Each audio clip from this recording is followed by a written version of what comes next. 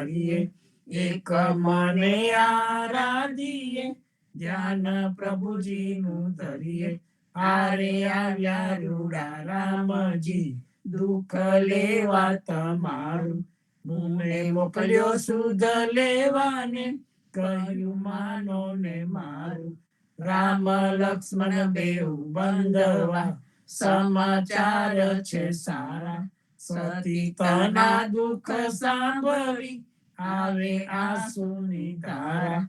આરે આવ્યા રૂડા રામજી, સુનજો મોરી માયા. થનાર હશે તે થઈ રહેશે, ગુણ તુલસીએ ગાયા. હસીને બોલ્યા હનુમાનજી, માતા આજ્ઞા માગું. ધન્ય ધન્ય પદ્મનાભને, જંગલના ચોરસિયા. આગળ પાછળ ઝાડ ઝુંડને, વચમાં પોતે વસિયા. વાડીએ જઈએ રે વૈષ્ણવ, વાડીએ જઈએ. પદ્મનાભના દર્શન કરતા સુખિયા રે થઈએ. વાડી તો વૈકુંઠ સરખી, દર્શને દુખડા રે હરિયે. અધ્યારુને દર્શન દીધું એ જસોદાના છઈએ. ગોકુળથી વાલો પાટણ પ્રગટ્યા, પદ્મનાભ કહીએ. અધ્યારુએ પ્રગટ ગુણ ગાયો, 28 લઈએ. વાડીમાં કબીર બિરાજે, સદગુણ જીવન કહીએ. ગુરુ ગોવિંદના દર્શન કરતા 84 ટલીએ. અધમોદારન સંકટ નિવારણ, ભક્ત વત્સલ કહીએ. મોહનના સ્વામીને ભજો રાખો, 28 હૈયે. વાડીએ જઈએ રે વૈષ્ણવ, વાડીએ જઈએ. ઘડી ઉપર ઘડિયાળા વાગે, ઉંમર ઓછી થાય રે. આ અવસર છે હરિ ભજવાનો, કહો કેમ રહીએ સુઈ રે. ઘડી ઉપર ઘડિયાળા વાગે, ઉંમર ઓછી થાય રે. નાના થકી મોગેરા કીધા, માતા મંગળ ગાય રે. કાળે અવસર કોઈ નવ દેખ્યો, અચિંતો વલી આવે રે. સંસાર સગડો કાળે ખાધો, આખર મસ્તક કૂટો રે. જમદૂતો તો જોતા રહેશે, હરિને નામે છૂટો રે. હરિને ભજીએ ભવજલ તરીએ, નર હરિને નમીએ રે. લાડ કોળ તો લક્ષ્મી વર્ણા, રમાડે તેમ રમીએ રે. હરિને ભજીએ બીજું તજીએ, માયા મોટી ખાઈ રે. દેખત પેખત ડૂબકા મારે, દુનિયા બોરી મારે રે. કોઈએ કાયા બાળી રે જાલી, કોઈએ કાયા દાટી રે. પવન મળતો પવન જાશે, માટી મળતી માટી રે. આ અવસર છે હરિ ભજવાનો, જોજો મન વિચારી રે. જે જન હરિનું સમરણ ભૂલ્યો, જીતી બાજી હાર્યો રે. નરસૈયાનો સ્વામી સાંભળ્યો, વેદ પુરાણે સાચો રે. જમના સિર પર પગલું દઈને, વેગે વૈકુંઠ જાશો રે. ઘડી ઉપર ઘડિયાળા વાગે, ઉંમર ઓછી થાય રે. આજ રે સાંભળીએ વાલે, અમસુ અંતર કીધા રે. રાધાબાઈ નો હાર જ લઈને, રૂકમણીને આપ્યો રે. જાણીતી તો જવાન દેતી રહેતી, મુખડું જોતી રે. પ્રાણ તજુ પરસોત્તમ આગે, આપો હમારા મોતી રે. શેરીએ શેરીએ સાદ પડાવું, ઘેર ઘેર હિંડું જોતી રે. રૂકમણીને કોટે મેં તો ઓળખ્યા મારા મોતી રે. અમારા મોતી કાગળિયારા, તમારા મોતી ગોળ રે. ચાલો ને પેલા ચોકસીની હાટે, તેના કરાવીએ તોલ રે. રાધાબાઈ ને રીસ ચડી છે, સૌ મળી મનાવે રે. કૃષ્ણજીને એટલું કહેજો, મારે મંદિરે ના આવે રે. પેટી ભરી પટોરા લાવ્યા, 2 પોતીડા મોતી રે. દીવાને અજવાળે બાઈનું, મરકલે હાર પરોતી રે. નરસૈયાના સ્વામીજી મારે મંદિરે આવ્યા રે. રાધાબાઈ ને મનાવવાને, 9 મોતી લાવ્યા રે. આજ રે સાંભળીએ વાલી, અમસુ અંતર કીધા.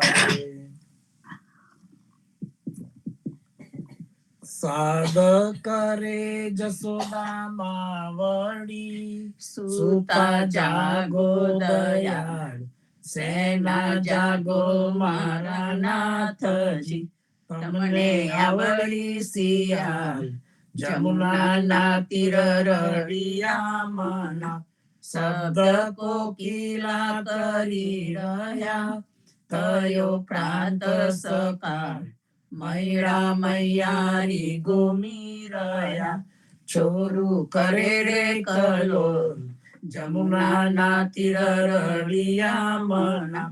જસોદા જગાવે મહાવને, સુતા જાગો નીતા. સૂરજ ઉગીને પંખી સ્વર કરે, પાક્યો પોહ પરભાત. જમુનાના તીર રળિયા મના. આળસ મરડીને કૃષ્ણ ઉઠિયા, આવ્યા રંગ મહોલ. દાંતને આલો જસોદામાં વળી, મારે થાય છે વાર. જમુનાના તીર રળિયા મના. સોના જારી જમુના જલ ભરી, આવેર દાંતન સાર. દાંતને આલુ દીનાનાથને, મુખ લુવા રૂમાલ. જમુનાના તીર રળિયા મના. દાંતન કરી કૃષ્ણ ઉઠિયા, દૂધ આલો જસોદા માય. કરમે દણીને ખભે દામનું, જસોદા દોવાને જાય. જમુનાના તીર રળિયા મના. વાછરડા વાળે ગોવાળીઓ, જસોદા દોહે છે ગાય. સોના વડકા દૂધે ભર્યા, માએ સાકર સાર. જમુનાના તીર રળિયા મના. દૂધડા પાઉં દીનાનાથને, હૈડા ટાળા થાય. રોટલી આલુ હરિના હાથમાં, માઈ માખન સાર. જમુનાના તીર રળિયા મના. સોના રૂપા કેરી કાસકી, ચૌવા ચંદન સાર. ચોટી ગુથું દીનાનાથની, વેન મોટેરી થાય. જમુનાના તીર રળિયા મના. પૂરી તરુ મસૂરની, શીરો સુગંધદાર. અથાણા મંગાવું વિધ વિધના, ભોજન કરો ભગવાન. જમુનાના તીર રળિયા મના. તરત નાતાવ્યા ધૃત તૈયાર છે, દહીં દૂધ માખન સાર. કપૂરે ઉતારું હરિની આરતી, આરતી ઉતારે બ્રિજનાર. જમુનાના તીર રળિયા મના. ભોજન કરવા કૃષ્ણ ઉઠિયા, આચમન આલો મારી માય. સોના જારી જમુના જલ ભરી, આચમન લ્યોને દયાળ. જમુનાના તીર રળિયા મના. ભોજન કરીને કૃષ્ણ ઉઠિયા, મુખવસે આપો નંદજી તાર. લવિંગ સોપારીને એલચી, પાન બીડા 2-4. જમુનાના તીર રળિયા મના. માડને આવી મધુવનથી, લાવી ચોસર હાર, ફૂલ ભરાવું હરીને આંબોડે, મોણી ગોકુળની બ્રિજ નાર, જમુનાના તીર રળિયા મના, ચરણે મેલું તારો ચાબકો, ડગલો પેરો દીનાના, ગજવે ગાલું બદામ પીસતા, શેરડી દાડમ દ્રાક્ષ, જમુનાના તીર રળિયા મના, ચરણે મેલું તારી પાવડી, મોજા પહેરો મહારાજ, હાથમાં આલુ લાલ લાકડી, ગાયો છોડો દીનાનાથ, જમુનાના તીર રળિયા મના, જસોદાએ મહિળા વલોવિયા, આસી ઓધારી રામ, બળભદ્ર વાછરડા બાંધશે, ગાયો છોડો મહારાજ, જમુનાના તીર રળિયા મના, ગાયો ચારવા હું તો નહીં જાઉં, ઓ જસોદાજી માં, જમુનાના જલ છે બિયામના, સાથે મોકલો સુદામા તાત, જમુનાના તીર રળિયા મના, કદમ ચડીને જંપલાવ્યા, પેઠા સાત પાતાળ, કૃષ્ણએ કાઢી નાગનાથીઓ, ત્યારે કોણ હતું પાસ, જમુનાના તીર રળિયા મના, ગાયો ચારવા હું તો નહીં જાઉં, ઓ જસોદામાં, કાલિંદ્રીના જલ છે બિયામના, મોકલો બળભદ્ર બાપ, જમુનાના તીર રળિયા મના, કરથી ગોવર્ધન કર ગ્રહ્યો, ત્યારે કોણ હતું સાથ, ટચલી આંગળી ઉપર રાખીયો, ત્યારે કોણ હતું સાથ, જમુનાના તીર રળિયા મના, કાલિંદ્રીમાં જંપલાવ્યા, નાથ્યો કાઢી નાગ, નાગનાથીને તમે સાંચર્યા, તમને શું કરે સાપ, જમુનાના તીર રળિયા મના, ગોકુળ રાખ્યું રે લંતું, ત્યારે કોણ હતું સાથ, બ્રહ્મા વાછરડા હરી ગયા, ત્યારે કોણ હતું સાથ, જમુનાના તીર રળિયા મના, નવા નિપજાવ્યા તેટલા, કોઈએ ન જાની વાત, બ્રહ્મા આવીને ચરણે નમ્યા, વાછરડા આલ્યા દીનાના, જમુનાના તીર રળિયા મના, જમુનાને તીરે જઈ ઉભા, મુખ મોરલીની ટેક, વનમાં વગાડે રૂડી વાસલડી, ગોપી સૌખી દો ઘેર, જમુનાના તીર રળિયા મના, ગાયો ચારીને કૃષ્ણ આવ્યા, ઓ જસોદાજી માં, નંદજીને આપો વધામણી, આવ્યા હળદર ભ્રાત, જમુનાના તીર રળિયા મના, ગોકુળ લીલા જે કોઈ સાંભળે, ગાય નર ને નાર, ભવસાગર ફેરો ટળે, ગાય માધવ દાસ, જમુનાના તીર રળિયા મના, ગાય માધવ દાસ,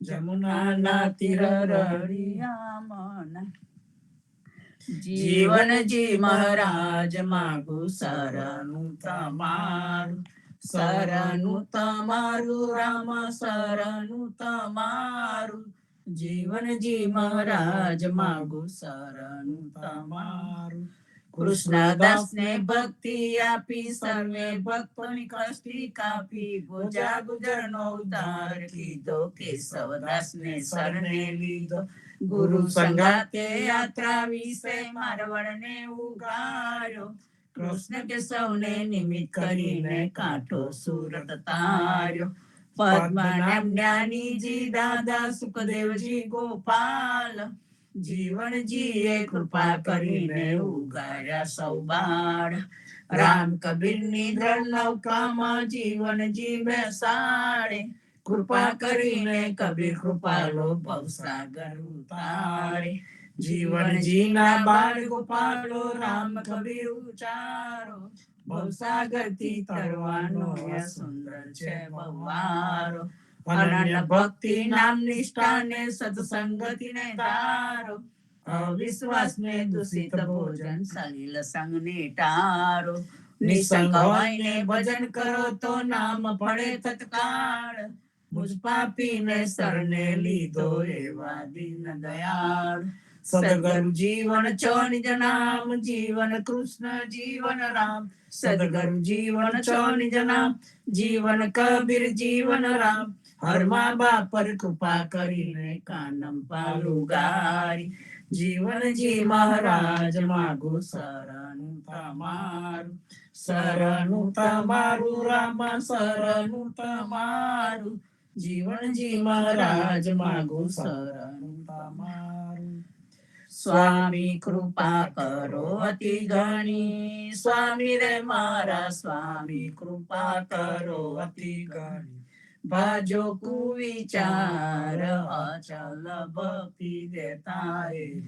જે છે મુક્તિ ભંડાર પાયે લાગી કરું વિનંતી. સ્વામી કૃપા કરો અતિ ઘણી. સ્વામી રે મારા સ્વામી કૃપા કરો અતિ ઘણી. ભાજો કુવિચાર અચલ ભક્તિ દેતા રે. જે છે મુક્તિ ભંડાર પાયે લાગી કરું વિનંતી. આનંદ આરતી હરખ પાર. હરિજન આયે મેરે પ્રાણ આધારા. સંતો દર્શન મેરે ત્રણ તાપ નિવારે. જન્મ મરણ ભવ સાગર તારે. સાત પાક મળી ભોજન પાવ. સંત સંગત મળી હરિ ગુણ ગાવો. ઘેર ઘેર મંગલ હોત બધાય. જન જીવન તા બલ બલ જાય. આનંદ આરતી હરખ પાર. હરિજન આયે મેરે પ્રાણ આધારા. હરિજન આયે મેરે પ્રાણ આધારા. 14 બાંધો જીવના દેવ રઘુપતિ કિયા. વાટ ઘાટ રક્ષા કરો. છોડાઓ ચારે ખાન જીવનજી. છોડાઓ ચારે ખાન. 14 બાંધો જીવના દેવ રઘુપતિ કિયા. વાટ ઘાટ રક્ષા કરો. છોડાઓ ચારે ખાન જીવનજી. છોડાઓ ચારે ખાન. બોલો સદગુરુ શ્રી જીવનજી મહારાજ ને રામ કબીર. હેત કૃપા ને રામ કબીર. પ્રેમ જીવન મહારાજ ને રામ. सब संतों भक्तों ने प्रभात राम कबीर. રામ કબીર સર્વે સંતો ભક્તોને પ્રભાતના રામ કબીર. ભારતમાં સંધ્યાના રામ કબીર. સ્વામી પરિવારને રામ કબીર. જીવનજી મહારાજની ગાદીને તેમના ક્રાંતિકારી વિચારોને સાદર સપ્રેમ રામ કબીર. સંતો સંત કબીર કહી ગયા છે, એક નૂર સે જગ ઉપજાયા.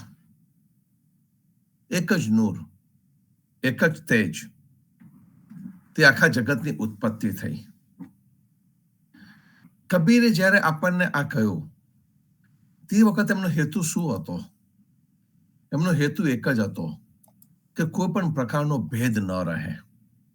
જો આપણે બધા એક જ નૂરમાંથી આવ્યા હોય, એક જ તેજમાંથી આવ્યા હોય, એક જ પરમાત્માએ આપણને અહીંયા મોકલેલા હોય, તો પછીથી આ ભેદભાવ શાના? એકાત્મતા કેમ નહીં? હું અને તું ક્યાંથી આવ્યા? કબીર બહુ સચોટ રીતે આ કહી જાય છે આપણને. આપણે ધરતી ઉપર ગમે ત્યાં રહેતા હોય, સૂર્ય તો એક જ છે. એ જ સૂર્યનો પ્રકાશ તમે અલાસ્કામાં જશો તો પણ મળશે, જાપાન જશો તો પણ મળશે, ભારત જશો તો પણ મળશે. અને રોજ સવારે અહીંયા ઉઠીએ છીએ આપણે અને જે સૂર્યના દર્શન કરે છે એ જ સૂર્ય છે. એ જ સૂર્ય, એક જ સૂર્ય બધાનું પોષણ કરી રહ્યો છે. હું ઘણા બધાને મળ્યો છું અને કહે છે અમે ભગવાનમાં નથી માનતા, અમે આ નથી કર. એ દરેકની પોતાની માન્યતા છે. અમારે તો ભગવાનને જોવો છે, જીવંત ભગવાનને જોવો છે. આ જેટલી પણ મનુષ્યના મનમાં જેટલા મન એટલા વિચાર આપણે જે કહીએ છીએ, પણ એ બધાને મન આપનારો તો એક જ છે. તર્ક લડાવનારો પણ કદાચ એક જ છે. અને તે વખતે આપણને આ કબીરનો આ વિચાર, એક નૂર સે જગ ઉપજાયા. આપણે અધ્યયના કીર્તનમાં પણ કહે છે, ક્ષણો ક્ષણ ઘડે ને ક્ષણો ક્ષણો. આપણને બધું ખબર છે કે એક જ ક્ષણમાં જેને બ્રહ્માંડની રચના કરી દીધી, એ બ્રહ્માંડ છે, એ જ ભગવાન છે. કબીર આપણને સરસ શબ્દોમાં કહી દીધું. એને બદલે શું થયું કે આપણે આપણી જાતને બ્રહ્માંડથી જુદું માનવા માંડ્યા. અને આપણી જાતને જયારે બ્રહ્માંડથી જુદી માનવા માંડ્યા, તે વખતે તકલીફો શરૂ થઈ ગઈ. મનુષ્યએ યુનિવર્સિટી રચી દીધી. યુનિવર્સિટી, જે યુનિવર્સ એટલે કે બ્રહ્માંડનો અભ્યાસ કરાવે તે યુનિવર્સિટી. બ્રહ્માંડના જુદા જુદા ફાંસા હોઈ શકે અને એટલા માટે યુનિવર્સિટીની અંદર જુદા જુદા ડિપાર્ટમેન્ટ આવી ગયા. બાયોલોજી, સાયન્સ આવ્યા તો બાયોલોજી આવ્યું ને ફિઝિક્સ આવ્યું ને કેમિસ્ટ્રી આવ્યું ને પછી ઓપરેશનલ વસ્તુઓ આવી, એમાંથી આ અકાઉન્ટિંગ પણ આવ્યું અને જુદી પછીથી કળાઓનું આવ્યું, આર્કિયોલોજી આવી, એન્જિનિયરિંગ આવ્યું. મનુષ્યને જેની જરૂર લાગી એ દરેકના જુદા જુદા ડિપાર્ટમેન્ટ બનાયા. પણ જે યુનિવર્સિટી બની, જેને યુનિવર્સિટીની કલ્પના આવી પહેલી વખતની, અને બહુ જૂની કલ્પના છે. આપણા દેશમાં પણ નાલંદા યુનિવર્સિટી બધી જૂની એકદમ જૂની યુનિવર્સિટી છે. અને એવું જ રોમમાં પણ હતું ને એવું જ ગ્રીસમાં પણ હતું. એટલે મનુષ્યને જાણવાની જે ઝંખના છે, આગળ ને આગળ વધવાની જે ઝંખના છે, એ ચાલુ રહી. અને એમાંથી આ યુનિવર્સિટીમાંથી જુદા જુદા ડિપાર્ટમેન્ટ આવ્યા. અને પછીથી આપણે દુનિયાને જુદી રીતે મૂલવવા માંડ્યા. અને પછી કમ્પેરિઝન કરવા માંડ્યા. ધર્મ ઊંચો કે વિજ્ઞાન ઊંચું, ધર્મ સાચું કે વિજ્ઞાન સાચું, કોને માનવું. અને પછી કઈ જાતના ઘણા બધા મતાંતરો આવવાના ચાલુ થયા. ધર્મો પણ એવા જેવું જ થયું. જે વિસ્તાર હતા એ વિસ્તાર પ્રમાણે ધર્મો ઉભા થઈ ગયા. ધર્મો ઉભા થયા એનો વાંધો નતો, પણ પછી ધર્મોની અંદર ઝઘડા ઉભા થયા. અને એની અંદરથી પાછું ધર્માંતરણ શરૂ થઈ ગયું કે ભાઈ તારો ધર્મ સારો નથી, તો તું મારામાં આવી જા. મૂળ તત્વથી આપણને દૂર કરનાર આ બધા વિભાજિત તત્વો છે. અને એમાં બધું જ આવી જાય. અને વિભાજિત તત્વોનો બહિષ્કાર યુવાનોએ કર્યો એક જમાનામાં. હજુ પણ યુવાનો કરી રહ્યા છે. પણ એક જમાનામાં ઓર્ગેનાઇઝડ વે રીતે એમને એનો બહિષ્કાર કર્યો અને બધા હિપ્પી થયા. અને એમને જોઈતી હતી મુક્તતા. એમને આ જે વિતંડાવાદ છે, જે ભેદ છે, જે આડંબર છે, એ નહોતું ગમતું. હજુ પણ એવા કેટલા બધા યુવાનો છે. અને એક આખો મોટો વર્ગ ઉભો થયો છે કે જે ધર્મની વિરોધી છે. એ સારા મનુષ્યો નથી એમ હું નથી કહેતો, બહુ જ સારા મનુષ્યો છે. પણ આ જે બાહ્યાચારનો જે ધર્મ છે, એ બાહ્યાચારનો ધર્મ ધીમે ધીમે કરતા સારા મનુષ્યોને ધર્મથી દૂર કરી રહ્યો છે, વિમુખ કરી રહ્યો છે. વિજ્ઞાન અને ધર્મ એ બેને જુદી રીતે મૂલવવામાં આવી રહ્યા છે. બંને એકબીજાના પૂરક છે. વિજ્ઞાન કંઈક શોધી રહ્યું છે અને એ જે શોધી રહ્યું છે તે ભગવાને ઓલરેડી આ બ્રહ્માંડમાં મૂકેલું છે. આપણે ધરતી ખોદીને કંઈક ને કંઈક એમાંથી કાઢીએ છીએ. ધરતી ખોદીને આપણે એમાંથી અન્ન ઉપજાવી શકીએ છીએ.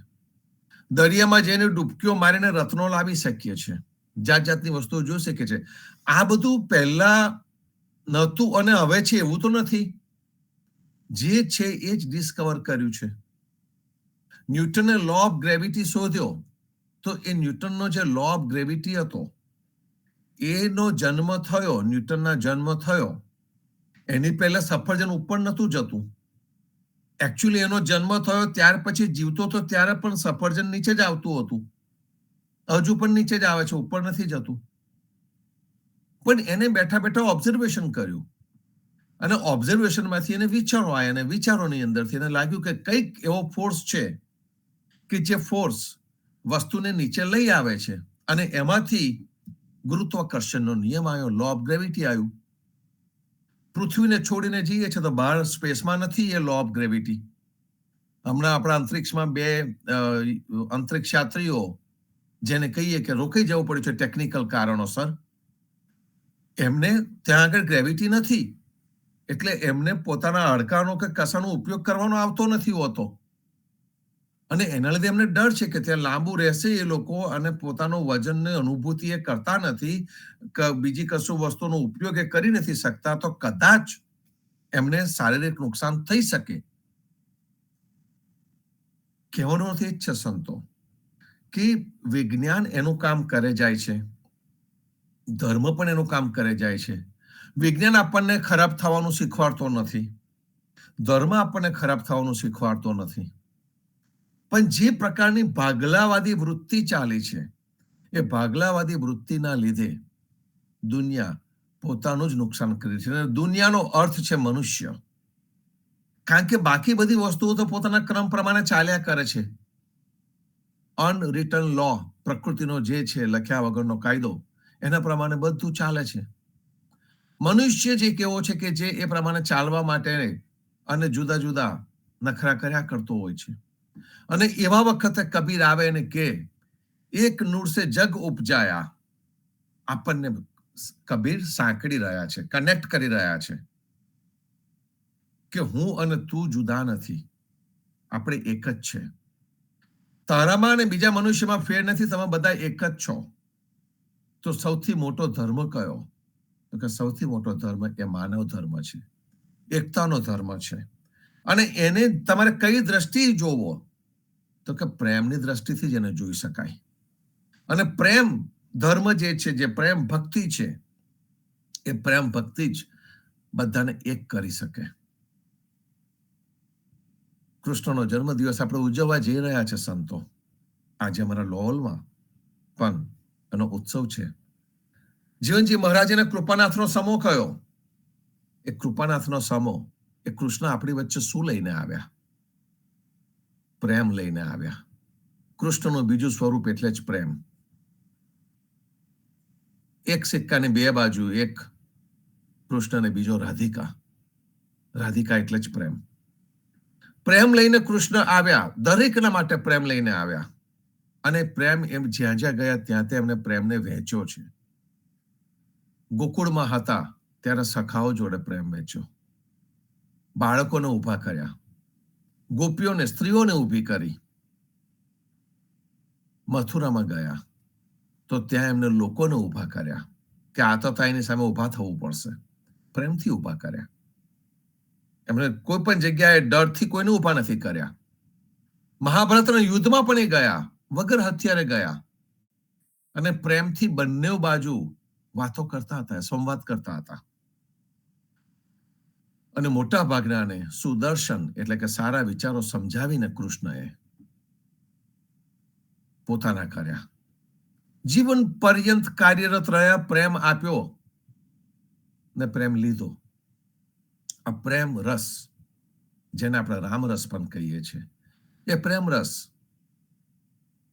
આપણે પણ પીએ સંતો. કૃષ્ણ એ પીરસવા માટે, પીવડાવવા માટે આવ્યા હતા અને આપણને બતાવીને ગયા. એને આપણે યાદ કરીએ. અને આજે એકાત્મતાની વાત આપણને કબીર કહીને ગયા છે, એને યાદ કરીએ. એક નૂર સે જગ ઉપજાયા. બાકી તો બધું ચાલ્યા જ કરવાનું છે.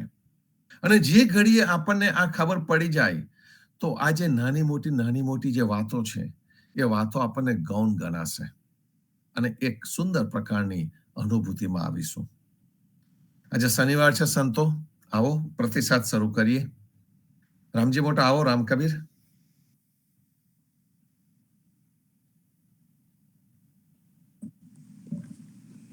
શ્રીધામ બુનિયાદ સદગુરુ શ્રી આનંદ શ્રી વિભૂષિત મહારાજ શ્રી જીવનજી મહારાજના ચરણ કમળમાં સાદર સભ્ય રામ કબીર. રામદેવ કબીર સાહેબના ચરણ કમળમાં સાદર સર્વ રામકબીર, પદ્મનાભજી ભગવાનના ચરણ કમળમાં સાદર સર્વ રામકબીર, હિત કૃપા રામકબીર, અનંતશ્રી વિભૂષિત મહારાજ પદ્મનાભજી મહારાજના ચરણ કમળમાં સાદર સર્વ રામકબીર, અધ્યારોજી મહારાજના ચરણ કમળમાં સાદર સર્વ રામકબીર, સર્વે સંતો ભક્તોને પ્રેમપૂર્વક રામકબીર. આપણે સર્વે ભક્તો ઉત્સાહિત થઈને સવારે પ્રભાતિયા સદગુરુ સંતોના વચનોને યાદ કરીને વારંવાર એને દોહરાવીએ છીએ. ઘણી આનંદની વાત છે અને એ પ્રમાણે આપણે ઉત્સાહ વધારતા રહેવું જોઈએ. ઉત્સાહ વધારીને આપણે માનવ જીવનનું કલ્યાણ કરીએ. આપણને સદગુરુ પરમ કૃપાળુ પરમાત્માએ આપણને જીવનની માર્ગે સાચો રસ્તો શોધીને આપણને બતાવ્યો છે. એ પ્રમાણે આપણે વિચાર કરીએ અને એમના આદેશ પ્રમાણે આપણે ચાલીએ તો આપણી સાચી ભક્તિ ઘરે આપણને પરમાત્માએ સરસ બધું જ આપી દીધું. માનવ શરીરનું ઘડતર કરીને સરળ બધું આપણને આપી દીધું છે, કંઈ બાકી રાખ્યું નથી. એનો સદુપયોગ કરીએ. સદુપયોગ ના કરીએ તો ભૂલ કોને આપણી. તો એનો સદુપયોગ કરીને આપણે માનવ જીવનનું કલ્યાણ કરીએ. એમાં જ આપણી સર્વોપરી છે. માટે સર્વે ભક્તો પ્રેમપૂર્વક આપણે એને દોહરાવીએ અને એને આત્મસાત કરી અને આપણે જીવનનું કલ્યાણ કરીએ. એટલા માટે સંતો ઠૂકી આપણે કહે છે, કબીર સાહેબ કહે છે, માયારૂપી સાબેલું બધાને ખાડી રહ્યું છે. આ માયાની આટી ઘૂંટી દાવપેચની કરામતની કોઈને ખબર પડતી નથી.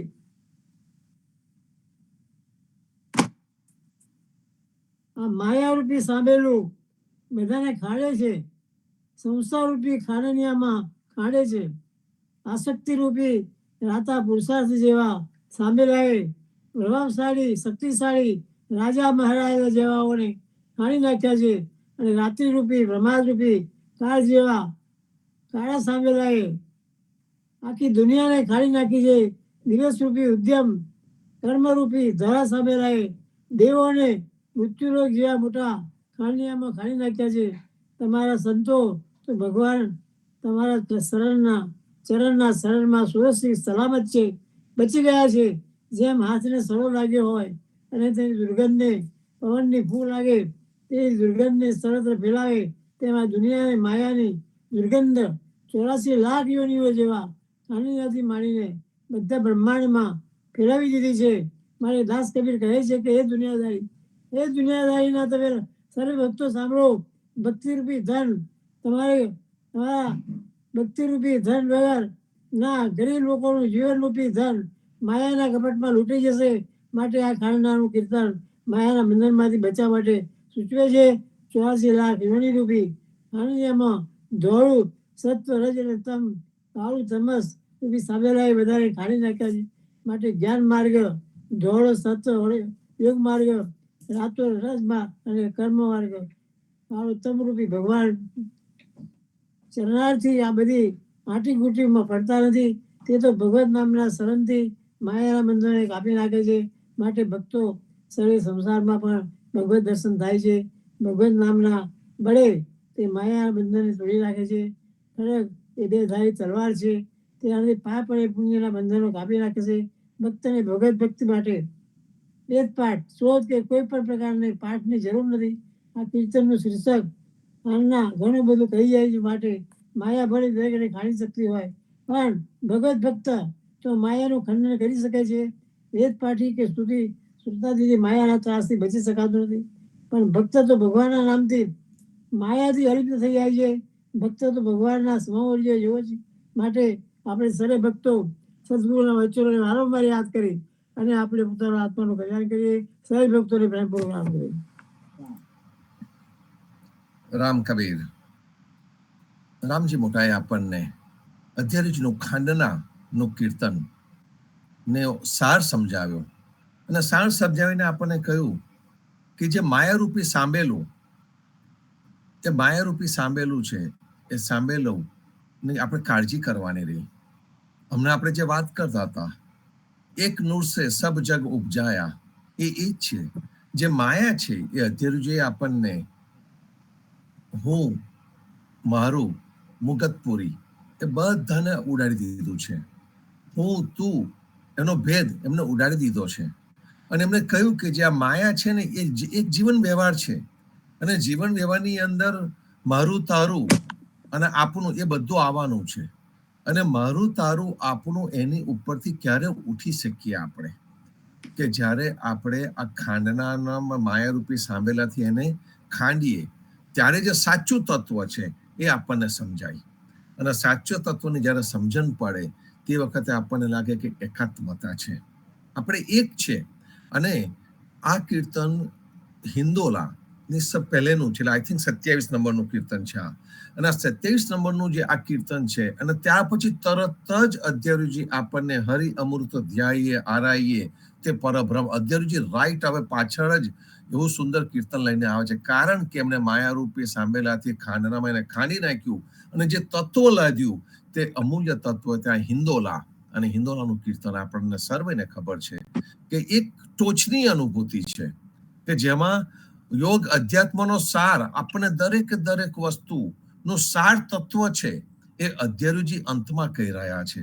અને એ એમણે આ ખાંડના પછીથી આવેલું છે સંતો. ખૂબ જ સુંદર આપણા જે અધ્યરુજીના કીર્તન છે એ આપણા ભક્ત સમાજનું હૃદય છે. અને એ જે હૃદય છે એ હૃદયને આપણે સાથે લઈને ચાલીએ છીએ, અને એટલા માટે એનું આપણે પારાયણ કરતા હોઈએ છીએ. વાસુદેવભાઈ, વિશાખાબેન, આવો. રામકબીર. રામ કબીર. સદગુરુ શ્રી જીવનજી મહારાજ ને રામ કબીર, નામદેવ કબીરજી ને રામ કબીર, પુણ્યાત ગાદી ને રામ કબીર, હેત કૃપા ને રામ કબીર, પ્રેમ જીવન મહારાજ ને રામ કબીર, સર્વે સંતો ભક્તો ને રામ કબીર. દલ ભીતર દેદાર પુસ્તકમાંથી અર્થ શ્રી વૈષ્ણવ જીવનદાસજીના દોહાનું જગદીશ ચંદ્ર મહારાજે સુંદર ભવાનું વાત કરેલ છે, તેનું વાંચન કરું છું. તે પહેલા સંપૂર્ણ લઈશું. કુશલ તુજ પરિવાર આશીર વચન યમતનો, શ્યામલ વરણ સુજાન જાચક બનતો જીવનો. કુશલ તુજ પરિવાર. પાન નંબર 154, દોહા નંબર 106. વાલા તનો વજોગ મળશે કે મળશે નહીં, સદગુરુ બાજ બેલ કોઈ રહેશે મેલાવડે. જીવનદાસજી મહારાજ કહે છે, મરણ પછી સગાવાલાનો વિયોગ થશે, ત્યાર પછી તેઓ ફરી મળશે કે કેમ તેની કોઈ શક્યતા નથી. પરંતુ સદગુરુ ને સરને જનારા સદગુરુ સાથીદાર થશે. અંતિમ વેળાએ આવા કોઈ એકાદ સંત સદગુરુ સાથે રહેશે અને ઉગારી દેશે. દોરી તારે હાથ ત્રિકમ ત્રિભુવન તાનવા, ઊંજ તનો અપરાધ સુમેલી મહેલી છાડે સમાવજી. જીવનદાસજી મહારાજ કહે છે, હે ભગવાન, ત્રણેય ભુવનનું સંચાલન કરવાનો દોરી સંચારો કરવાની સત્તા તમારા હાથમાં છે. તો પછી મારા જેવા તારા ભક્તના અપરાધને તું હે વાલા માધવ માફ કરવાને બદલે તારા મનમાંથી કાઢ્યા વગર મૂકી રાખીને શું મને શિક્ષા કરીને પાછો ગર્ભવાસમાં મોકલી દઈશ? મહેલે તું હજ મેલ ભક્તા સુબેલો કરી, તો એક જ લાગે તેને મહાવ મોકલું શું થશે. જીવનદાસજી મહારાજ કહે છે, ભલે ભગવાન મને ગર્ભવાસમાં મૂકવો હોય તો મૂકો, પણ મને તારા ભક્તો સંતો હોય તેમના ભેગો થવાય એવું કરી દેજો. એમાં તો મને ફક્ત એકલો ગર્ભવાસ જ ભોગવવો પડે એટલું જ કષ્ટ થશે. બાકી તો પછી વાલા માધવ કે ભક્તોથી છૂટો પડી સ્વચ્છંદે ફરવાનું બીજું દુઃખ શું થવાનું છે? હાટે વાટે હરી દેખીએ અને ખાલી કાહુન ઠામ, મરમ નવ જાને મૂર્ખા સંતરુ દેવી વિશ્રામ. જીવનદાસજી મહારાજ કહે છે, આ જગતમાં ઠેર ઠેર શુભ કે અશુભ, સારા કે ખરાબ માર્ગમાં પણ ભગવાન વ્યાપી રહેલો છે, અને ભગવાન સિવાયની કોઈ પણ જગ્યા ખાલી નથી. પરંતુ મૂર્ખાઓને તે રહસ્ય સમજાતું નથી કે ભગવાન સર્વવ્યાપી હોવા છતાંય સંતના હૃદયમાં ખાસ વસી રહ્યો છે. બ્રહ્મ જ્ઞાને જય ટક્યો, ક્રિયા કરી સર્વ ભોગ, ભૂતા સુધારડો લેવો છે સર્વરોગ. જીવનદાસજી મહારાજ કહે છે, બ્રહ્મ જ્ઞાન દ્વારા ભગવત પ્રાપ્તિ કરવા બ્રહ્મ જ્ઞાન મેળવવા પાછળ રોકાઈ ગયો. તેથી તેને જે બધો પરિશ્રમ કર્યો તે નકામો ગયો અને પંચ મહાભૂતોની 84 લાખ યોનિઓમાં પાછું આવવાનું વ્યવહાર રાખી મૂકો અને તેમાં રોકાઈ જવું, અટકી જવું, એના જેવું એ બધું છે. યોગીઓ તો આયુષ્ય અને લાંબા સમય સુધી રોકી રાખે છે વગેરે. એ બધું પંચ મહાભૂતો સાથે ઉછીનો વ્યવહાર, યાને પાછા પંચ મહાભૂતોમાં આવવાની કબૂલાતનો વ્યવહાર કરે તેવું છે. યોગીઓ પંચ મહાભૂતો સાથે સમન્વય કરીને દેહને હજારો વર્ષ સુધી ટકાવી રાખવા મથે છે. સીતાપતિ તો શ્યામલો, ધનુષ ધરે રઘુવીર, મુખ બજાવે મોરલી, કેલ કરે આહીર. જીવનદાસજી મહારાજ કહે છે, સીતાપતિ રામ એ જ કૃષ્ણ છે કે જે રામે ધનુષ્ય ધારણ કર્યું છે. એવા એ રામ કૃષ્ણ રૂપે મુક્તિ મોરલી વગાડીને ભરવાડ ગોપાળ તરીકે ક્રીડા કરે છે. એવું સમજે તો તે જ સાચું બ્રહ્મ જ્ઞાન છે. ભગતે ખાધો ભાત, જાટ જગદીશે જોગ, માયતનો વખ ભોગ, કોઈ એક સંતે ભોગવ્યો. જીવનદાસજી મહારાજ કહે છે, ધણા જાટે ભગવાનની સેવાના નિમિત્તે સંતો ભક્તોને ભાત વગેરેનું ભોજન કરાયું. આવા કોઈક જ સંત ભક્તે સંસારની વિષય વાસનાઓના ઝેરને પચાવ્યું છે અને ઝેર રાખ્યા વગર ભક્તિ કરી છે. જીવનદાસજી મહારાજ કહે છે, ભગવાનના ભક્તો તો ફિકર રાખ્યા વગર દાળ ભાત વગેરે ઇન્દ્રિયોના ભોગોને જાટ ગોવાળ કૃષ્ણની ભક્તિના નિમિત્તે ભોગવે છે. આ વિષયોના ઝેરને કોઈ વિરલા સંતો જ માયાથી અનાસક્ત રહીને ભોગવીને ભક્તિ કરી ભગવત પ્રાપ્તિ કરે છે. તો સંપુટ લઈશું. કુશલ તુજ પરિવાર, આશીર વચન યમતનો, શ્યામલ વરન સુજાન, જાચક બનતો જીવનો. કુશલ તુજ પરિવાર.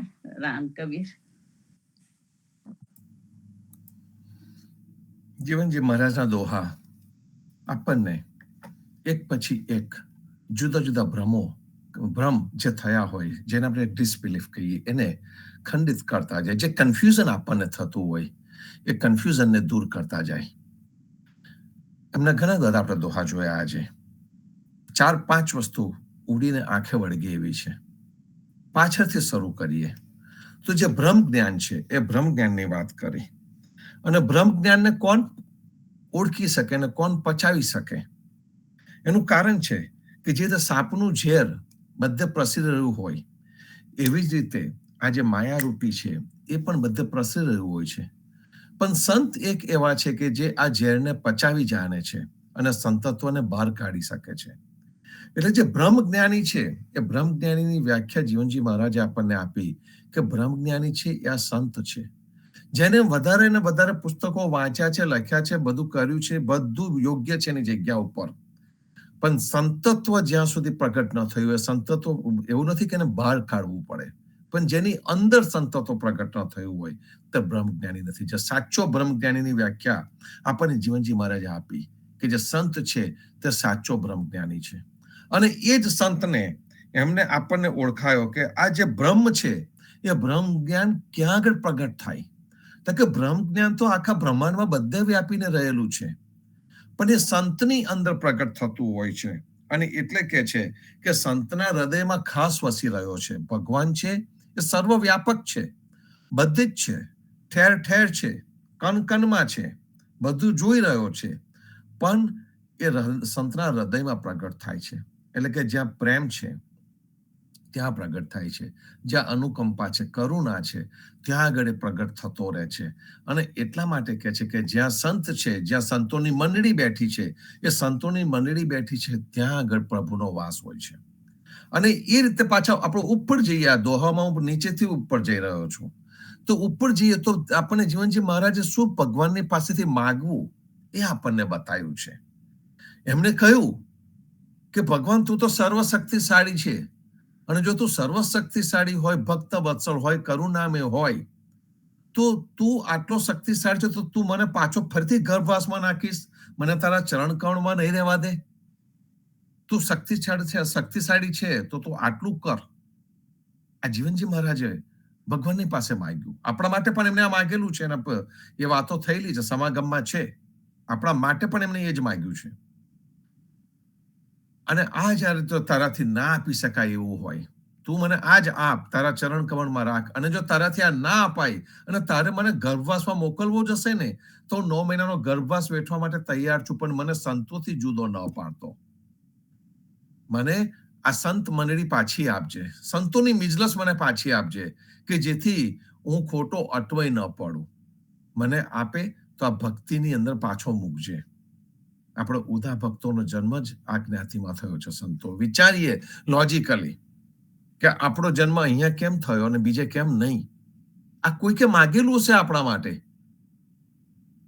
આપણો પણ આ ભાવ હશે, અને ભાવ હશે એટલે તો આપણે પાછા ફરી ભેગા થયા, અને ભેગા થઈને પાછા કયા સંજોગોમાં કઈ રીતે આ જગ્યા પર પથ્થર પર આવીને બેઠા છે સંતો. આ કૃપા છે કૃપાનાથની. અને જે બીજો એક મોટો ભ્રમ તોડી નાખ્યો આ દોહાઓની અંદરનો એક, કે રામ અને કૃષ્ણ બંને એક છે, અને બંને એક છે એટલા માટે તો એમને એક જ નામે સંબોધ્યા. જીવનજી મહારાજે કૃપાનાથ કરીને એમને સંબોધ્યા. સીતાપતિ તે શ્યામલો ધનુષ ધન રઘુવીર.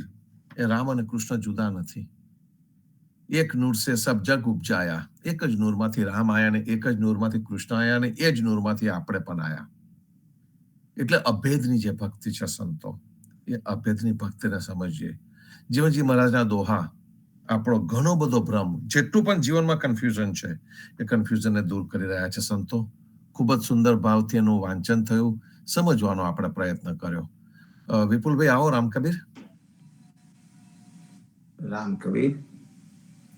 સદગુરુ શ્રી જીવનજી મહારાજ ને રામ કબીર, નામદેવ કબીર ને રામ કબીર, સ્વામી પરિવાર ને રામ કબીર, સર્વે સંતો ભક્તો ને રામ કબીર. નરેશભાઈ, તમે જે વાત કરી એની આગળ ઉપર જ આપણે આગળ વાત કરીએ. મનુષ્યનું આચરણ અને મનુષ્ય, એના માટે કબીરજી કહે છે કે આપનું આચરણ કેવું હોવું જોઈએ અને આપણા મનુષ્યનું શું ધ્યેય હોવું જોઈએ. એના માટે કબીરજી કહે છે કે કહે કબીર કમાલ કો.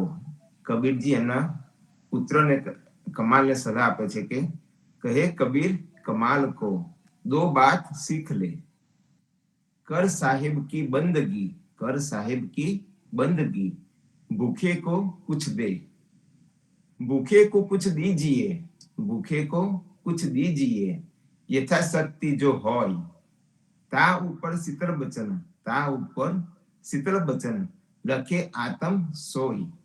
अर्थात આવો સરળમાં સરળ ઉપદેશ આપ્યો છે કબીરજીએ, જે માનવતાનું કલ્યાણ કરનારું છે. સદગુરુએ સમજાવ્યું છે કે માનવીની અંદર એના જે સદગુણો છે, માનવીની અંદર જ એના જે સદગુણો છે, એ જ સદગુણો એને માનવી બનાવે છે. અને માનવીની અંદર સદગુણ ન હોય ને દુર્ગુણ આવે તો માનવી શૈતાન બની જાય. જો એના સદગુણનો વિકાસ થઈ જાય તો માનવી ભગવાન પણ બની જાય. માનવીની પાસે એ ક્ષમતા છે જ. એ ચાહે તો પશુ બની શકે ને ચાહે તો ભગવાન બની શકે. એટલે સદગુરુ કહે છે કે માનુષ તેરા ગુણ બરા, માનુષ તેરા ગુણ બરા, માસ ન આવે કામ, હાડ ન હોતે આભરણ, હાડ ન હોતે આભરણ, ત્વચા ન બાજત બાજ. માનવીના ગુણો શ્રેષ્ઠ છે. માનવીના ગુણો આપણે જાગૃત કરવાના છે. આ જગતના 3 પ્રકારના માનવીઓ છે. જગતમાં 3 પ્રકારના માનવીઓ છે.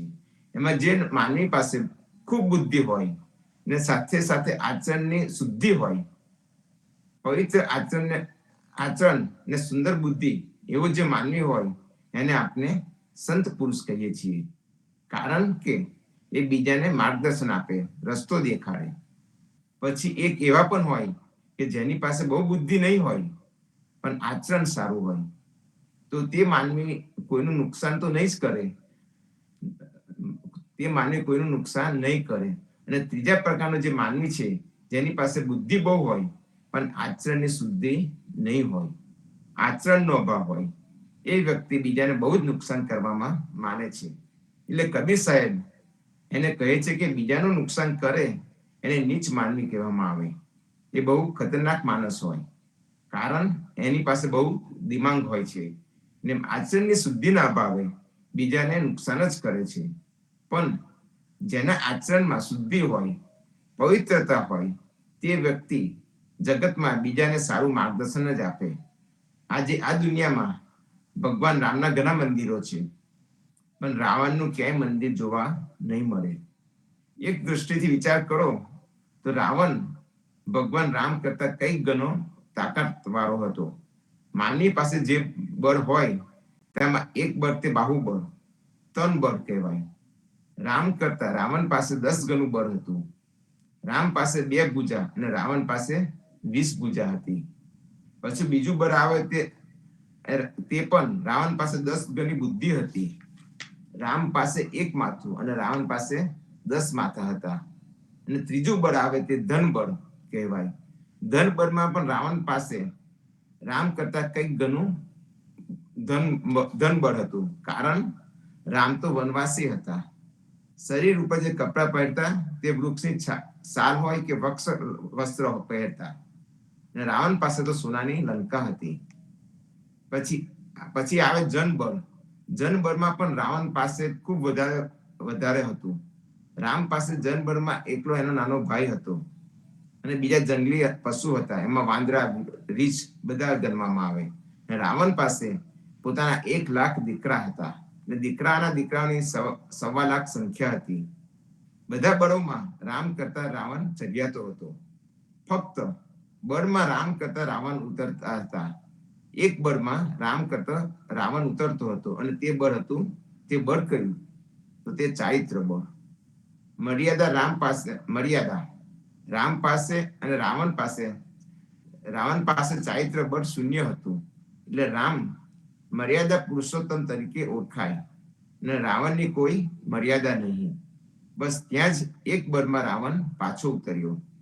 અને આને કારણે ચારિત્રની મર્યાદાના અભાવે, આચરણના પવિત્રના અભાવે રાવણનું કોઈ મંદિર બંધાતું નથી અને રામના મંદિરો ઉપર મંદિરો બંધાય. એનું કારણ છે માત્ર આચરણની પવિત્રતા. માનવીના જીવનમાં બુદ્ધિ સાથે શુદ્ધિ હોવી એ બહુ જ જરૂરી છે.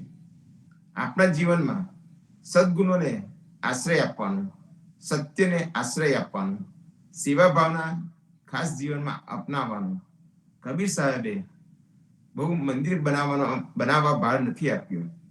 કબીર સાહેબના સિદ્ધાંત પ્રમાણે જોઈએ તો મંદિર તોડો મસ્જિદ તોડો, મંદિર તોડો મસ્જિદ તોડો, તો નહીં કછું મુझका है, तो नहीं कछु मुझका है. दिल मत तोड़ किसी का प्यारे, दिल मत तोड़ किसी का प्यारे, ये घर खास खुदा का है. મંદિર તો એટલે કે મંદિર તો કાંકરા પાના બધા ભેગા કરીને બનાવેલા તૂટી જાય તો કઈ વાંધો નથી. મસ્જિદ તૂટી જાય તો એમાં કોઈ તકલીફ નથી. એ ન હોવી જોઈએ. એ કોઈના હૃદય ન તોડો, કારણ પરમાત્મા તો ગટગટ હૃદયમાં વસે છે. હૃદય બસે તો રામ ન જાના. જેને પાસનમાં રામ દેખાય, જેને પાસનમાં રામ દેખાય ને હૃદયમાં રામ નહીં દેખાય, એને તો ખબર જ નથી હોતી. કબીર સાહેબ જે ઉપદેશ આપ્યો છે કે માનવીનું જે ચરિત્ર છે એ જ જગતમાં શ્રેષ્ઠ છે. એટલે જ કહે છે કે સિલવંત સબસે બડા, સિલવંત સબસે બડા, સબ રત્નોं की खान, तीन लोक की संपदा रही सील में आन. જે આચરણ સંપન્ન સદાચારી જે સિલવંત છે એ સૌથી શ્રેષ્ઠ છે. બધી જ ધન સંપત્તિ સીલમાં સમાઈ જાય છે. જેની પાસે સીલ નથી ને પછી ગમે તેટલા સમર્થ હોય એનો નાશ થઈ જાય છે. શીલવંત બનવું એ માનવી માટે સર્વશ્રેષ્ઠ છે. શીલ એટલે જીવનમાં મર્યાદા હોવી જોઈએ, તપ હોવું જોઈએ, જીવનમાં પવિત્ર આચરણ હોવું જોઈએ.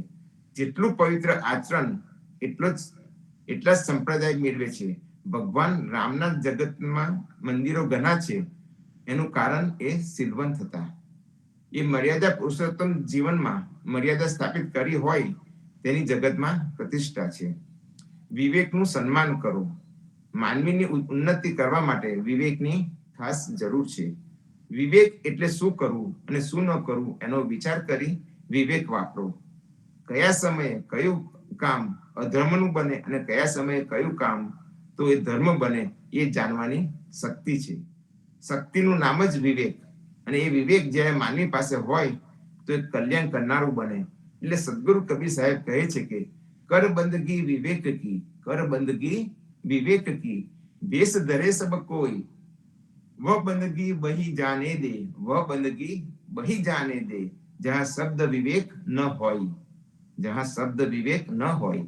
આપને વિવેક વાણીમાં કોઈની સાથે કેવી વાણીથી વાત કરીએ, કેવી રીતે કોઈની સાથે ચર્ચા કરીએ, કઈ વાણી બોલાય અને કયા શબ્દ ન બોલાય, એ બધાનો વિવેક કરવાનો. અને એ વિવેક ઉપર સદગુરુએ સૌથી વધારે ભાર મૂક્યો છે કે વિવેકી બનો. જ્યારે માનવી વિવેકી બને ત્યારે મર્યાદાયુક્ત જીવન જીવે.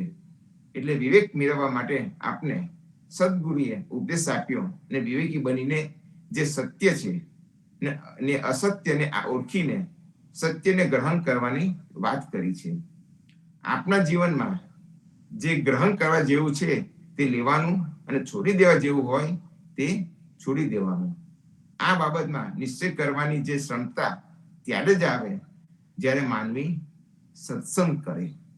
રામાયણમાં પણ એ જ કહ્યું છે કે બીનું સત્સંગ વિવેક ન હોય, બીનું સત્સંગ વિવેક ન હોય, રામ કૃપા બીનું સુલભ ન સોઈ.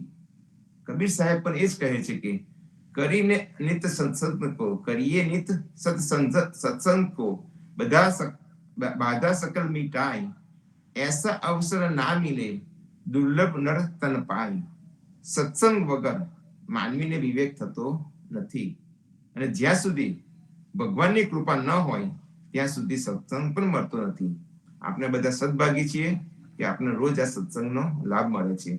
એટલે કબીર સાહેબ બહુ જ સહજ સરળ સમજાવી રહ્યા છે કે એક તો જીવનમાં નિર્મળતા, પવિત્રતાની શુદ્ધિ, મર્યાદા, વિવેક, સત્ય આચરણ એનું માનવીય જીવનમાં પાલન કરવાનું.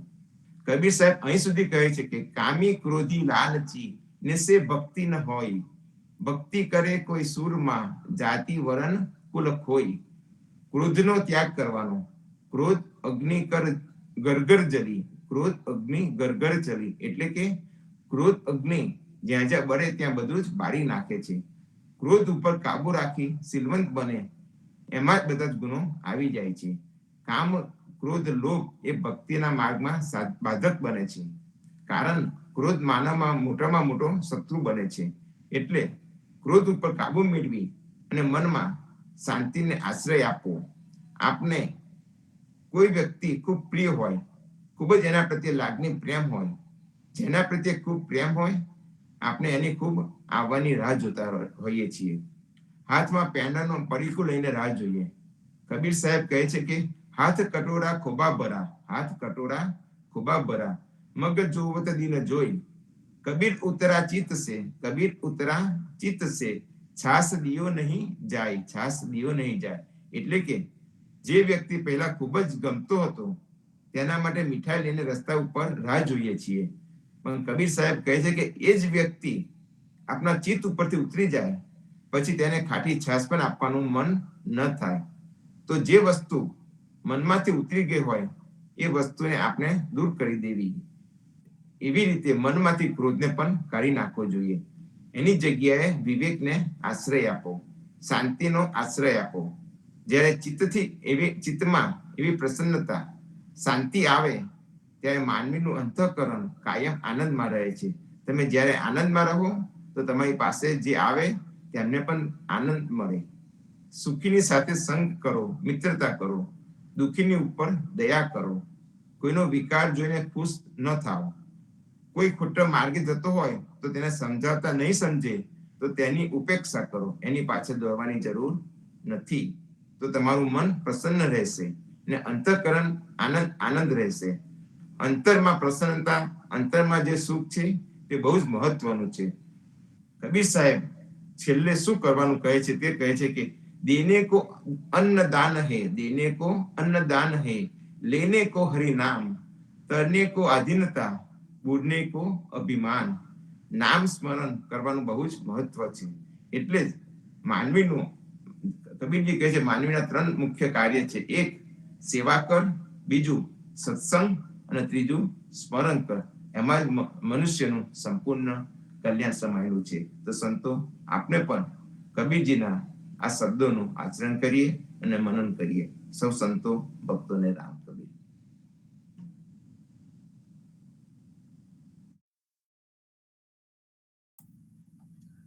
વિપુલભાઈએ ખૂબ જ સુંદર વિશ્લેષણ કર્યું અને આપણને જોડી દીધા આપણા આચરણની સાથે. આપણી ઉદા ભક્તોની પરંપરામાં આપણે કહીએ છીએ કે આપણો જે ધર્મ છે એ આચરણનો ધર્મ છે.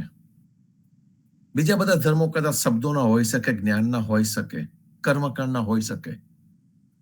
આપણને જીવનજી મહારાજે જે આપ્યું છે ત્યાં સુંદર આચરણ આપ્યું છે.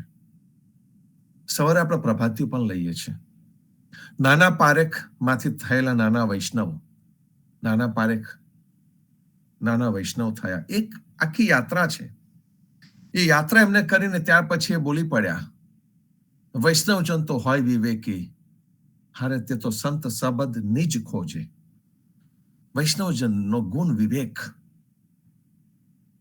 કબીર માટે આપણે ફિઝિકલ રીતે કહીએ છીએ કે ભાઈ એમના શિષ્ય રામાનંદ હતા, પણ ખરેખર કબીરનો જો કોઈ ગુરુ હોય, રામાનંદના શિષ્ય એવું કહેવાતું હતું, પણ કબીરનો જે સાચો ગુરુ છે તે વિવેક છે. આપણે ઘણી વખત એની વાત કરી ચૂક્યા છે અહીંયાથી. અને એમને જે વિવેક છે એ વિવેક આપણને બતાવ્યો કે મનુષ્યની અંદર આ વિવેક નામનો એક મોટો ગુણ છે. એ મોટો ગુણ આવી જશે ને તો પછી બધું સરળ થઈ જશે, બધું સહજ થઈ જશે. એક જ ગુણ બીજા બધા ગુણને લઈને આવી જશે. બીજા બધા ગુણો એની સાથે જ આવશે. કારણ કે કહેવાય છે કે ભાઈ તમારે, મને એક જૂનું એક વસ્તુ યાદ આવે છે કે ગાયને કોઈ જગ્યાએ લઈ જવી હોય તો આપણે શું કરતા હતા, ઇવન ભેંસને પણ લઈ જવી હોય તો કે ભાઈ એનું જે તાજી જે વિયાય હોય એનું ગાયનું વાછરડું હાથમાં લઈ લઈએ, કે પછી પેલું ભેંસનું નાનું થયું પાડો કે પાડ્યું એને હાથમાં લઈ લીધી અને આપણે ચાલીએ તો એની પાછળ પેલી માં દોરીને જ ચાલી આવે છે. એવું જ કંઈક આ છે. વિવેક એકદમ નાજુક છે, એ પેલા બચ્ચા જેવો. એ વિવેકને જો આપણે રાખીશું ને તો એની પાછળ પેલું જે ગાય રૂપી છે કેટલા બધા ગુણો હોય એ બધા દોરીને એની પાછળ જ આવવાના છે. એવું આ પ્રેમનું છે. પ્રેમ પણ એક એવો ગુણ છે કે જે આવ્યો તો પછી એનું જે રેડિયન્સ એટલે કે જે પ્રકાશ, એનું જે લાઇટ હોય ને એ ઝઘડા મારતું જાય અને એમાંથી આવે સંત કે ઘર સબકા હો સન્માન. અને એટલા માટે કબીરે જીવન બહુ સિમ્પલ રાખ્યું. એમનો સંદેશો પણ એમને સરળ રાખ્યો અને સંદેશો એમને જીવનમાં મૂકેલો હતો એ સંદેશો આપણને આપ્યો. અને ત્યાં કહી બેઠા કે કર સાહેબ કે બંધ કી ઓર ભૂખે કો કુછ દે. અને એ જ આવે છે કે ભાઈ આપણે જીવનમાં શું કરવું તે આપણને વિપુલભાઈ અંતમાં કહ્યું, સેવા, સત્સંગ અને નામ સ્મરણ. 3 S's એ આપણે કરતા રહેવું.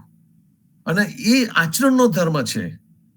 એક ફક્ત બોલવાનું નથી. અહીંયા જરૂર પડે આપણાથી જે પણ સેવા જેનાથી પણ થઈ શકે તે માથું આપીને અહંકાર કાઢીને આપણે સેવા કરીએ. સત્સંગ આપણે રોજ કરીએ છીએ એનો મતલબ એ નહીં કે આપણે બોલવું જ કે સાંભળવું.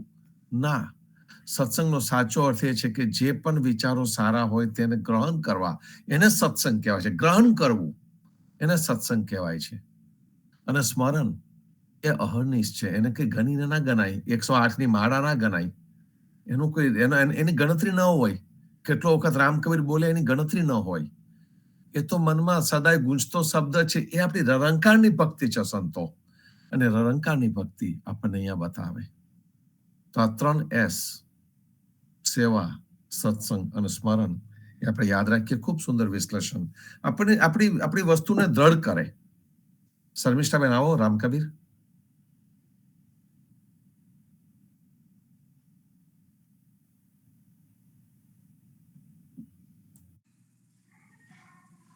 સર્વે સંતોને પ્રભાતના રામ કબીર.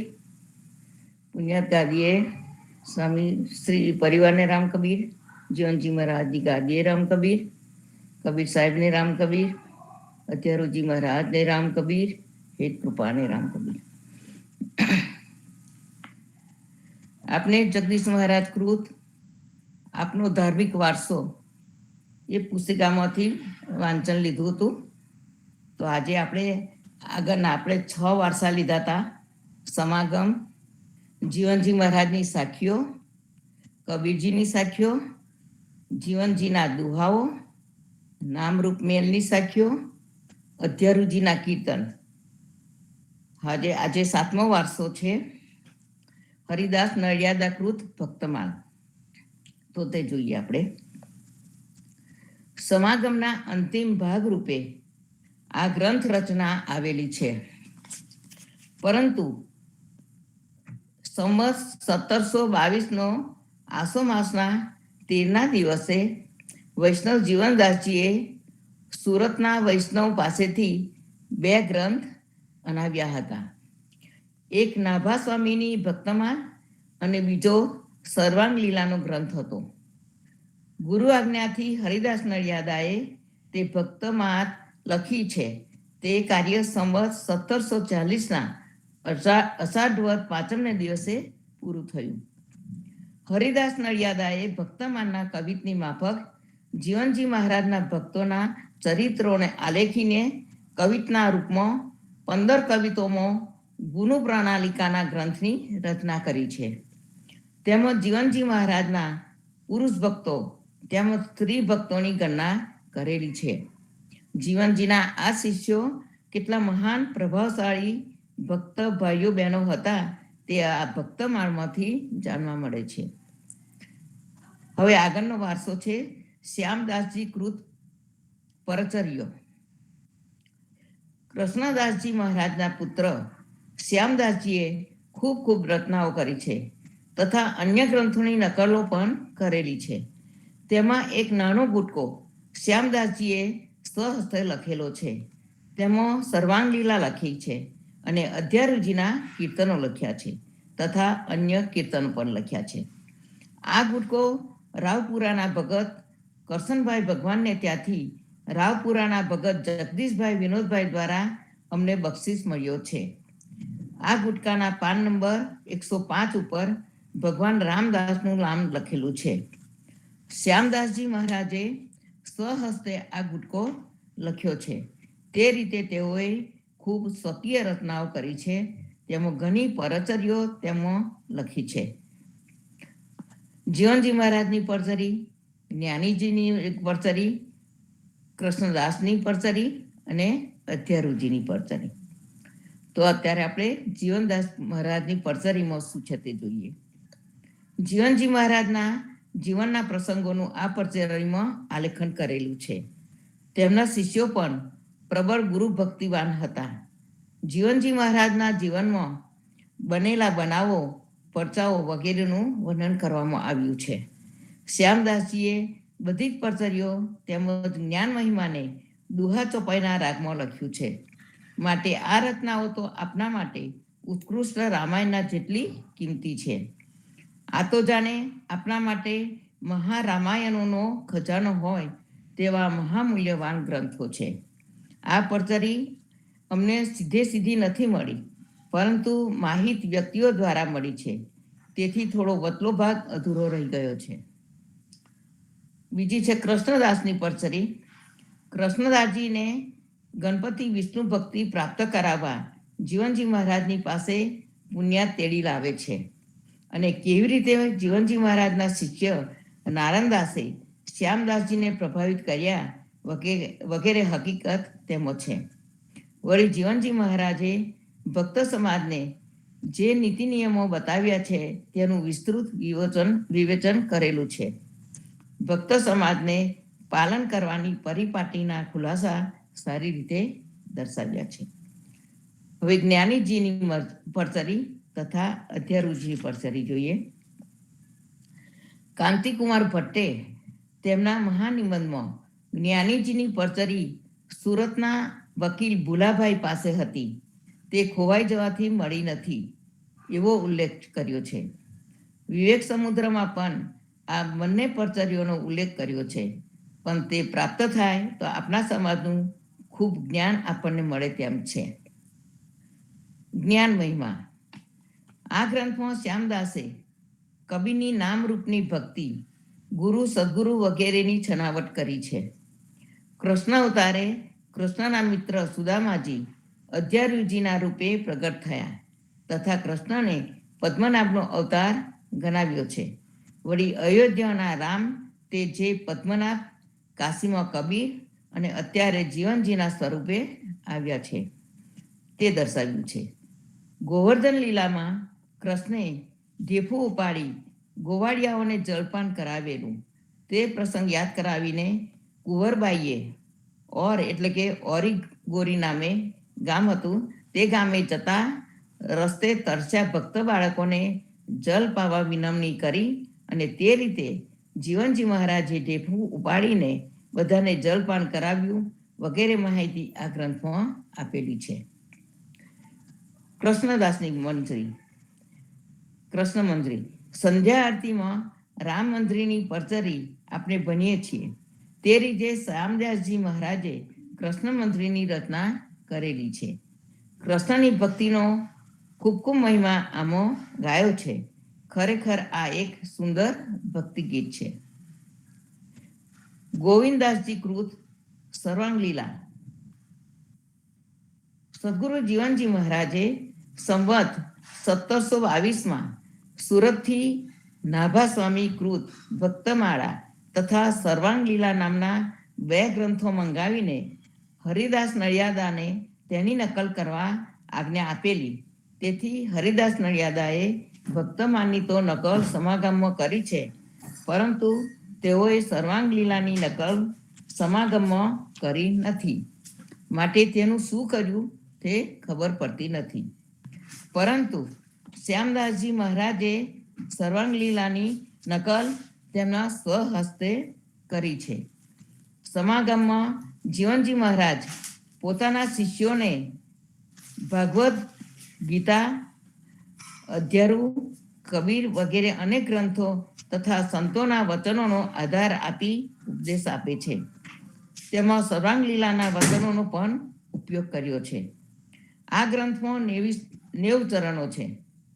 સદગુરુ જીવનજી મહારાજે માન્ય કરેલો આ ગ્રંથ આપણા ધર્મ ગ્રંથોમાં એક આગવું સ્થાન ધરાવે છે.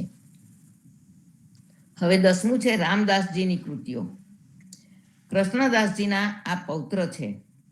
તેઓ પણ પોતાના પિતા શ્યામદાસજીની માફક સુંદર પદ રચનાઓ લખી શકતા હતા. ભાગવત લીલા નામના એક કૃષ્ણ ચરિત્રના મહાકાવ્યની રચના તેમણે કરી છે. તેમાં તેઓએ તેના પ્રકરણોને 16 કલા નામ આપ્યું છે અને 16 ભાગ પાડીને તેમણે આ ગ્રંથ રચ્યો છે. ખૂબ જ સુંદર કલાત્મક રીતે આ કાવ્ય લખ્યું છે. વળી તેઓએ રામ જન્મને લગતું દાઢીનું ખૂબ મોટું પદ લખ્યું છે. ભાગવત લીલા ગ્રંથની તૂટક કડીઓ વડનગરથી મળે તેમ છે. હવે 11મો વારસો છે મોહનદાસની પદ રચના. કૃષ્ણદાસજીના વારસદારો પરંપરાગત જાણે જન્મસિદ્ધ કાવ્યકલાના નિષ્ણાત હોય તેવું જોવા મળે છે. મોહનદાસ કૃષ્ણદાસજીના પ્રપૌત્ર છે. તેઓ શ્રીએ પોતાના પિતા રામદાસની કૃતિઓની નકલ કરેલી છે અને તેમને પોતે પણ પદ્મનાભજીની વાડીને ઉદ્દેશીને એક સુંદર પ્રભાતના પદની રચના કરી છે. જે પદમાં પદ્મનાભ ધનરાજ, કબીરજી, જીવનજી વગેરે દરેકને આવરી લેવામાં આવ્યા છે. તે પદનું પ્રથમ ચરણ નીચે મુજબ છે. વાડીએ જઈએ રે વૈષ્ણવ વાડીએ જઈએ. આપના ઉપર કૃષ્ણદાસજીના દરેક વારસદારોનો ઉપકાર ચાલ્યો આવે છે અને તેમના આ ઉપકારને યાદ કરીને આપણે તેમને બિરદાવીને આપણી ફરજ અદા કરીશું. કૃષ્ણદાસીએ જે ભક્તિ પ્રાપ્ત કરી તે ભક્તિને આ સપૂતોએ વધુને વધુ ઉન્નત બનાવીને કૃષ્ણદાસજી મહારાજના કુળને દીપાવી દીધું છે. ધન્ય છે આવા મહાકુળ દીપકોને કે સદગુરુ જીવનજી મહારાજ કૃષ્ણદાસજીના કુળને દીપાવ્યા કરે એ જ અભ્યર્થના. હવે 12મો વારસો છે દયાળદાસના પદો. દયાદાસ ભક્તે સ્વરચિત કીર્તનોનો આખો ગ્રંથ લખ્યો છે. દરેક તહેવારને લગતા પદો વેળા વેળાના પદો લખ્યા છે. વળી સાખીઓ તથા ગુરુ પ્રણાલિકાની ગુરુ પરંપરાની પણ પદ રચના કરી છે. આપની કીર્તન ભક્તિને તેઓએ ખૂબ સમૃદ્ધ બનાવી છે. રાઘવદાસજીના શિષ્ય ઝુલાનાવાળા ગુમાનસિંહને ઉદાર ધર્મની ભક્તિનું પાલન કરતા જે આફત આવેલી તેમાં જીવનજી મહારાજે જે પરચો બતાવી ગુમાનસિંહને બચાવેલા તે બનાવને લગતું એક પદ તેઓએ લખ્યું છે. હવે આગળનું આપણે વાંચન નેક્સ્ટ વીકે લઈશું. તો આ બધા ભક્તોને આપણે પણ જીવનજી મહારાજની જય કહીને વિદાવી લઈશું. રામ કબીર, સર્વ ભક્તોને રામ. ખૂબ જ સુંદર. આપણો સમૃદ્ધ વારસો. ઘણા બધા કે આપણી પાસે શું છે. આજે આપણે એના સંખ્યામાં પણ જોયા અને ગુણવત્તાની દ્રષ્ટિએ પણ જોયા. આપણો સુંદર વારસો છે અને દરેક વખત દરેક પેઢી, ખાસ કરીને જે જીવનજી મહારાજની આજુબાજુ જે થયા છે તે અનિવન ત્યાર પછી પણ જેને આપણે કહીએ છીએ કે અનિન વૈષ્ણવ થવાની જે તીવ્રતા હતી, જે અનુભૂતિ હતી, એ ગજબની હતી. કારણ કે થર્ડની આજુબાજુ હતા અને જીવનજી મહારાજની આજુબાજુના ભક્તો જે આપણા હરિદાસ નાડીરાકૃત ભક્તમાલની અંદર છે એમનો ઉલ્લેખ છે. ગામો સાથે એમનો ઉલ્લેખ છે અને એમાંની અમુક સાખીઓનો ઉપયોગ અત્યારે આપણે કર્યો હતો હું ક્યાં ખોવાયું છે એ નાટક વખતે પણ પરિચય મહોત્સવમાં. આ આપણો મોટો વારસો છે અને એ આખો જે વારસો છે, જે હસ્તલિખિત છે, એ વસ્તુઓને ખૂબ જ પ્રયત્નથી ભેગી કરવામાં આવે છે. સંતો એને ભેગી કરીને એનું શુદ્ધ રીતે લખવું પડે. કારણ કે એ જે લખાણ છે, જે જૂના જમાનાનું જે લખાણ છે, એ એકદમ સળંગ લખાણ છે. એ આપણાથી લખી પણ ન શકાય એ રીતનું. એ લખાણને ઉકેલવાનું, એને સરળ ગુજરાતીમાં લેવાનું અને પછીથી એને છાપવાનું અને કામ કરવાનું, આ ભગીરથ કાર્ય જગદીશ મહારાજ કરીને ગયા. અને છપાયું, હાઈએસ્ટ છપાયું હોય આપણી પાસેનો આ સમૃદ્ધ વારસો તો એમના વખતે છપાયો છે. એ જળવાયેલો છે. હવે આપણે એને ડિજિટાઇઝ પણ કરી રહ્યા છીએ. અને તમે જોવા જે શ્યામદાસજીનો જે ગુટકો ઓરિજિનલ જે આપણને રાપુરાથી મળ્યો, એ ઓરિજિનલ જગ્યા ઉપર પણ અત્યારે વસ્તુઓ નથી રહી.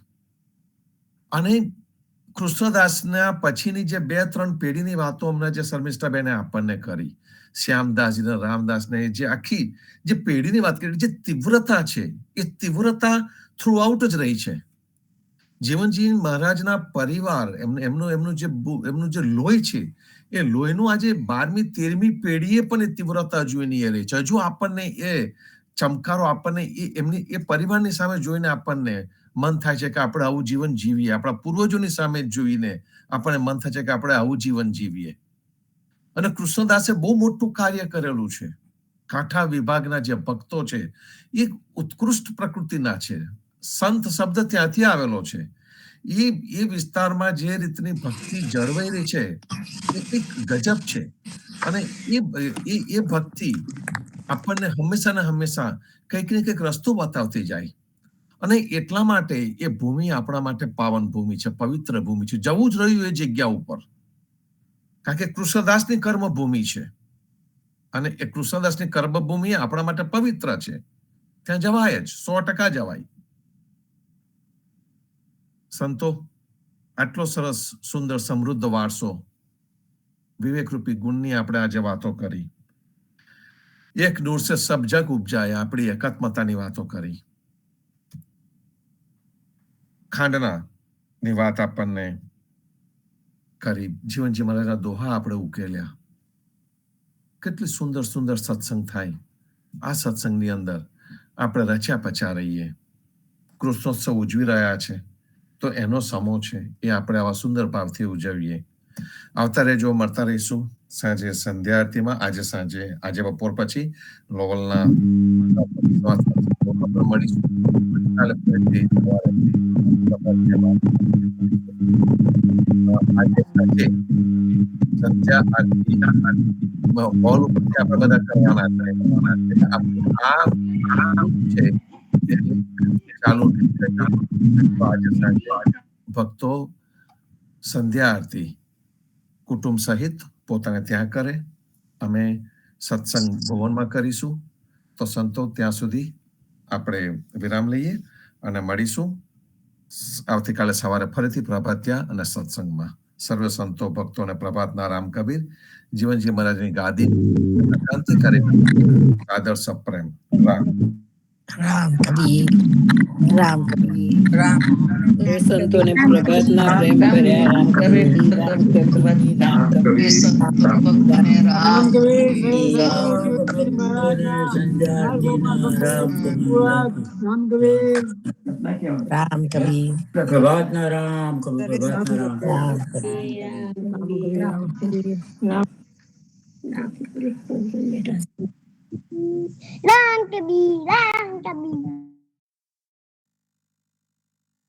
બાળ ગોપાળોને રામ કબીર.